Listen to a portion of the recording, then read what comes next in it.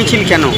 আজকে হচ্ছে 14ই ফেব্রুয়ারি 2019 সালের আজকের দিনে ভারতবর্ষের বীর সন্তান যারা ভারতবর্ষকে রক্ষা করে, শুধু ভারতবর্ষকে নয়, ভারতবর্ষের প্রত্যেকটি মানুষ আপামর জনগণকে যারা পাহারা দেয়, সেরকম সেনাদেরকে আরডিএক্স বোঝাই গাড়িতে বিস্ফোরণ ঘটিয়ে তারা আমাদেরকে ছেড়ে চলে গেছেন।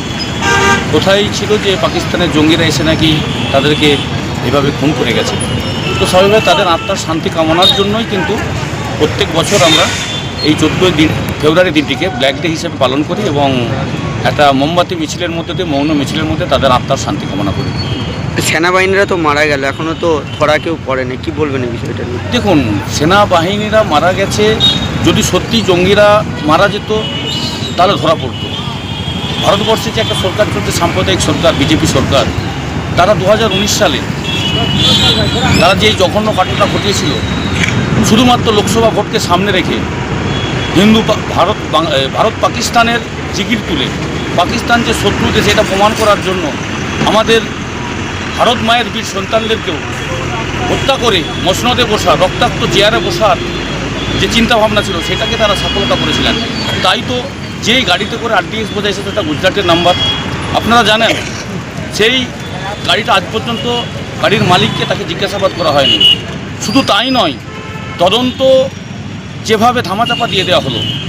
কেন্দ্রীয় সরকার অনেক আছে, আমরা পাকিস্তানে যে আমরা হামলা করে এসেছি, অপারেশন সিঁদুরের মধ্য দিয়ে জঙ্গিদেরকে নিধন করে দিয়ে আসছি, কিন্তু যেভাবে ভারতবর্ষের বীর সন্তানদেরকে সেই 2019 সালে ভারতবর্ষের মসনদ পাওয়ার আকাঙ্ক্ষায় যেভাবে ভারতবর্ষের বীর সন্তানদেরকে হারাতে হয়েছে, যেভাবে চক্রান্ত করে বিজেপি নিজের সন্তানদেরকেও পর্যন্ত বলি দিয়েছে, তার জন্য তো গোটা ভারতবর্ষী জানে, তার জন্য ধিক্কার জানায়। আজকে সেই সময় চেয়ার পাওয়ার জন্য তারা এই আন্দোলন করেছিল, তখন ব্ল্যাক ডে পাকিস্তানের উপর হামলা করেছে, কিন্তু আজ তারা ভুলে গেছে। এই 6 বছরের মধ্যে তারা সব ভুলে গেছে। কিন্তু তৃণমূল কংগ্রেস তারা মনে রেখেছে, প্রত্যেক বছর এই 14 ফেব্রুয়ারি আমরা ব্ল্যাক ডে হিসাবে মৌন মিছিল করে সেই ভারত মায়ের বীর সন্তানদের আত্মার শান্তি কামনা করি। কোথা থেকে কত মিছিল করলে? আমরা বাংলোকোড়া থেকে এই জ্যোতি বিবেকানন্দ স্ট্যাচু পর্যন্ত আমরা একটা মৌন মিছিল করলাম। মোমবাতি নিয়ে হাতে কেন?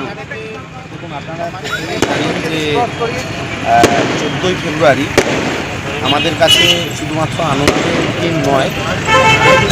14ই ফেব্রুয়ারি এই পুলওয়ামা কাণ্ডেতে আমাদের ভারতবর্ষের বীর সেনানীদের আমরা হারিয়েছিলাম, যারা এই দেশের জন্য শহীদ হয়েছেন। আরডিএক্স এর হামলাতে, জঙ্গি হামলাতে, এই পুলওয়ামাতে আমাদের ভারতবর্ষের সেনানীরা শহীদ হয়েছেন। সেই দিন থেকে 14ই ফেব্রুয়ারি আমাদের কাছে ব্ল্যাক ডে। আমরা ভারতবর্ষের বীর সন্তান, যাদের রক্তে এবং ঘামে আমরা স্বাধীনভাবে, শান্তিপূর্ণভাবে পরিবার পরিজন নিয়ে শান্তিতে বসবাস করি, তাদের স্মৃতির উদ্দেশ্যে আজকে আমরা তাদের আত্মার শান্তি কামনায় প্রত্যেকের ছবি এখানে রয়েছে। আমরা আজকে মোমবাতি মিছিল করলাম, মৌন মিছিল, এবং বাতি জ্বালিয়ে তাদের আত্মার প্রতি আমরা শান্তি কামনা করছি, শ্রদ্ধা করছি। যারা নম্বর ব্লক তৃণমূল কংগ্রেসের পক্ষ, যারা এই ঘটনা ঘটাইছে এখনও তো দোষীদেরকে ধরা যায়নি, কি বলবেন এই বিষয়টা নিয়ে? ভারতবর্ষের সংবিধান বিপন্ন, গণতন্ত্র গণধর্ষিত, এই কেন্দ্রীয় সরকারের বিচারিতা এবং তাদের যে অ্যাগ্রেসিভ মানসিকতা। আমরা জানি আরডিএক্স বোঝায় যে গাড়িটি, সেটি গুজরাটের নাম্বারের রেজিস্ট্রেশন, যেখানে আপনারা জানেন যে গুজরাট বিজেপি শাসিত একটা রাজ্য। ভোটের আগেতে রাজনৈতিক সুবিধে ফায়দা তোলার জন্য কেন্দ্র সরকার তার নিজের দেশের সেনাদেরকে বলি চড়াতে তারা পিছপা করে না। তারা ভোটের স্বার্থ চরিতার্থ করার জন্য জনতা জনার্দন, গণতন্ত্রের গণদেবতা এসআইআরের মধ্য দিয়ে তাদের ভোটাধিকার হরণ করতেও পিছপা হয় না। এই ভারতবর্ষ আজ বিপদে আছে।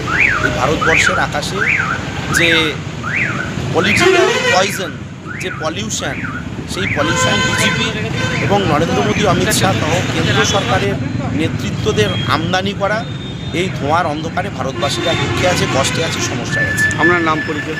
আমার নাম রাজদীপ দে, আমি কামারপুকুর গ্রাম।